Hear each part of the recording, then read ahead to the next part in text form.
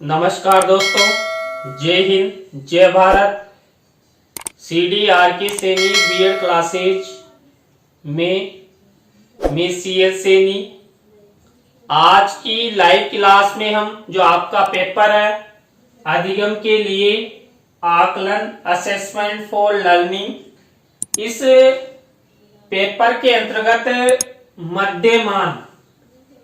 मध्यमान क्या होता है, मध्यमान का क्या अर्थ है, मध्यमान की कौन कौन सी परिभाषाएं हैं और मध्यमान का उपयोग कब किया जाता है, यानी कि कौन कौन सी स्थितियों में मध्यमान, जिसे हम मीन के नाम से जानते हैं, का उपयोग के बारे में आपसे चर्चा करेंगे। तो आप सब बने रहें हमारे साथ, हमारे चैनल के साथ।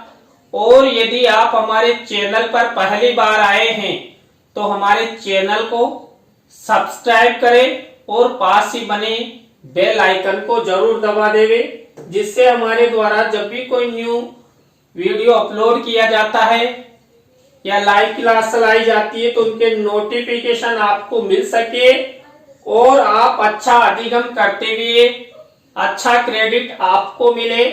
देखिए, मध्यमान, जिसे हम माध्य के नाम से जानते हैं और इंग्लिश में मैंने आपको नाम बता दिया मीन, तो इसे एम द्वारा व्यक्त किया जाता है। इंग्लिश में एम का मतलब मध्यमान।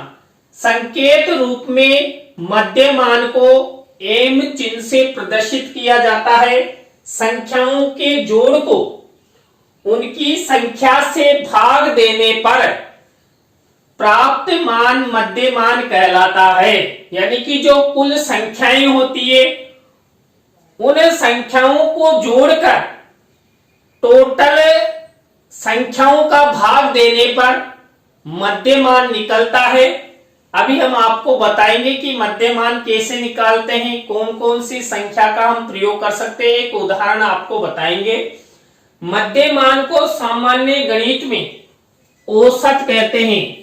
देखिए, जब हमने केंद्रीय प्रवृत्ति के मापों के बारे में आपको बताया था, उस समय भी आपको बताया था कि औसत रूप में मध्यमान को प्रदर्शित किया जाता है एवरेज के रूप में, जिसे एक ऐसा स्थिर अंक माना जाता है जो पूरे समूह का प्रतिनिधित्व करता है। देखिए, जो मध्यमान होता है, मीन होता है, ये जितने भी अंक होते हैं, संख्याएं होती है, उन संख्याओं के ग्रुप का प्रतिनिधित्व करता है। मान लीजिए बहुत सारी संख्याएं हैं और उन संख्याओं का जो मध्यमान आता है वो मध्यमान पूरी संख्याओं का यहां पर प्रतिनिधित्व करेगा। इसी तरह जो मध्यमान होता है, ये मध्यमान कैसे निकाला जाता है। देखिए, मध्यमान का सूत्र देखिए, ये डायरेक्ट मेथड से है। तो यहां पर मध्यमान का सूत्र है, यहां पर x1 plus x2 plus xn, यानी कि टोटल। अब यहां पर एक दो कितनी भी संख्याएं हो सकती है, उन टोटल संख्याओं को जोड़कर यहां पर n यानी कि संख्याओं का भाग देते हैं।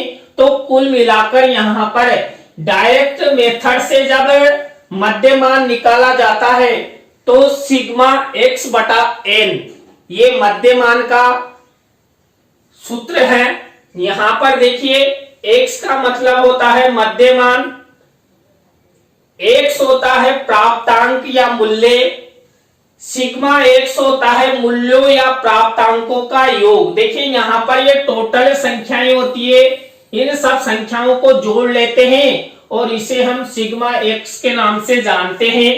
n मीन्स पदों की संख्या, यानी कि टोटल ये कितनी संख्याएं, मान लीजिए 5 है, 4 है, 3 है, तो ये इसे n से व्यक्त किया जाता है। इसलिए यहां पर जो मध्यमान का सूत्र है सिग्मा x बटा n हुआ।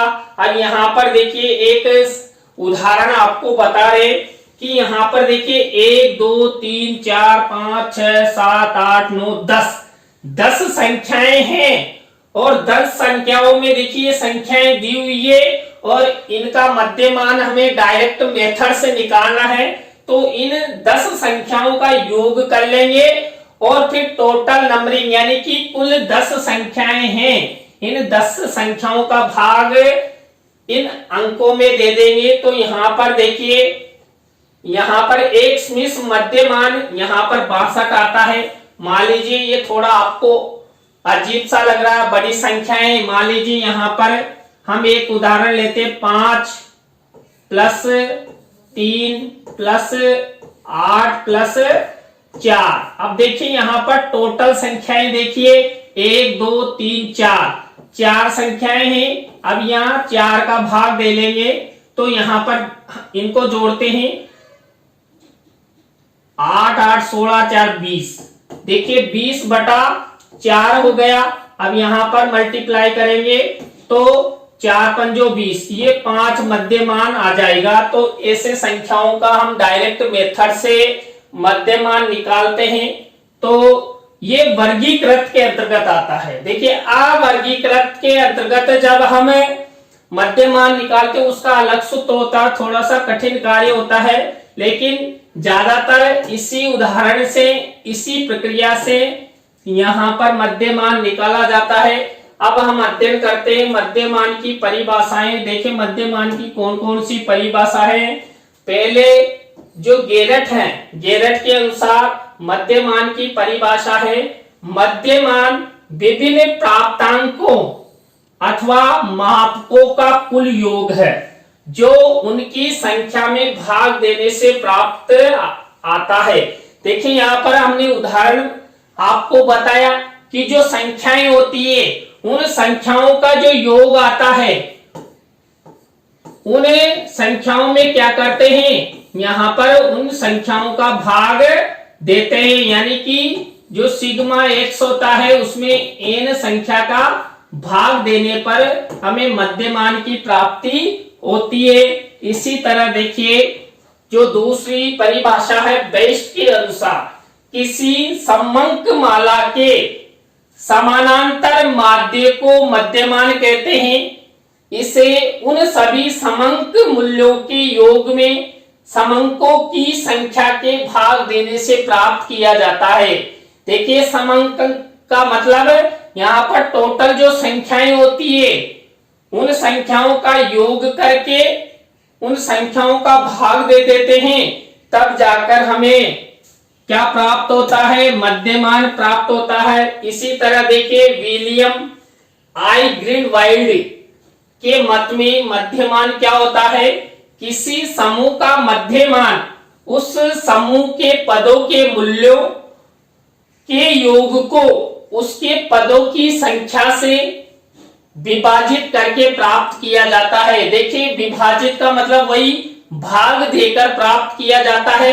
कोई मूल्य है, अब टोटल मान लीजिए 5 मूल्य हैं, 10 मूल्य हैं, 20 मूल्य हैं, तो उन मूल्यों को जोड़कर जितने मूल्य हैं उन मूल्यों का भाग देते हैं, तब जाकर हमें मध्यमान की प्राप्ति होती है। इसी तरह फर्ग्यूसन ने मध्यमान की क्या परिभाषा बताई है, मध्यमान वह मान है जो संख्याओं की योग को उनकी संख्याओं से भाग देने पर प्राप्त होता है। देखिए यहाँ पर जितनी भी हमने ये 4 परिभाषाएं मध्यमान की आपको बताई, इन सब में टोटल एक ही बात आती है कि जो संख्याएं होती है उन संख्याओं का योग लगाया जाता है और टोटल संख्याओं के नंबर का भाग दे दिया जाता है। यानी कि कुल मिलाकर सिग्मा x/n द्वारा मध्यमान निकाला जाता है। तो यहाँ पर जो कुल संख्याओं मूल्यों में जितने मूल्य या संख्याओं का भाग देते हैं, तो जिससे जो संख्या प्राप्त होती है वही मध्यमान कहलाता है। और वो मध्यमान जो टोटल योग वाली संख्याएं होती है उन सब संख्याओं का क्या करता है, प्रतिनिधित्व करता है। अब देखिए यहाँ पर मध्यमान के उपयोग की स्थितियां कि हम मध्यमान का उपयोग कहां, कब और कैसे कर सकते हैं। इसमें देखिए पहला, जब प्राप्त अंकों का सामान्य वितरण हो, क्योंकि तभी मध्यमान उस समूह का उचित प्रतिनिधित्व करता है। देखिए यहाँ पर जो हमने सिग्मा x बटा n वाला जो सूत्र लगाया, उस सूत्र के द्वारा यहाँ पर सामान्य रूप से हम मध्यमान निकाल सकते हैं। तो यहाँ पर वही कहा जा रहा है कि जो टोटल संख्याएं हैं या प्राप्तांक है, इन प्राप्तांकों का सामान्य वितरण होना चाहिए। सामान्य वितरण के द्वारा ही हमें यहाँ पर अच्छी तरह मध्यमान निकाल सकते हैं। दूसरा है, जब अधिक शुद्ध केंद्रीय मान ज्ञात करना हो।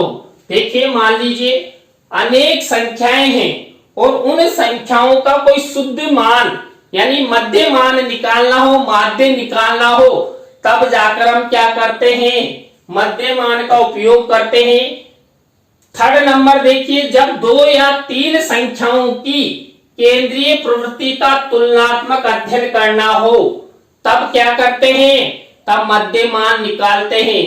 देखिए यहाँ पर 2 या 3 संख्याएं भी हो सकती है, अधिक भी हो सकती है और 2 समूह भी हो सकते। मान लीजिए एक समूह का मध्यमान 5 आता है और एक समूह का मध्यमान 7 आता है, यानी कि इस सूत्र के द्वारा तो यहाँ पर हम आपस में तुलना कर सकते हैं कि कौन किससे श्रेष्ठ है, दोनों में कितना अंतर आया, ये सब हम मध्यमान के द्वारा पता कर सकते हैं।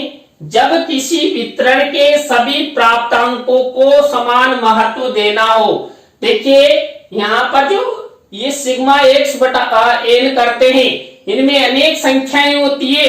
अब उन संख्याओं में असमान वितरण होता है, लेकिन उन सब संख्याओं को एक मानकर यानी कि औसत निकालकर या मध्य मान निकालकर सबको समान समझा जाता है। क्यों? क्योंकि जो मध्य मान होता है, औसत होता है, ये सब संख्याओं का प्रतिनिधित्व करता है। देखिए आप एक उदाहरण द्वारा समझिए कि घर में 5 सदस्य हैं। अब देखिए 5 सदस्य हैं और हमारे घर में 6 रोटी बना ली।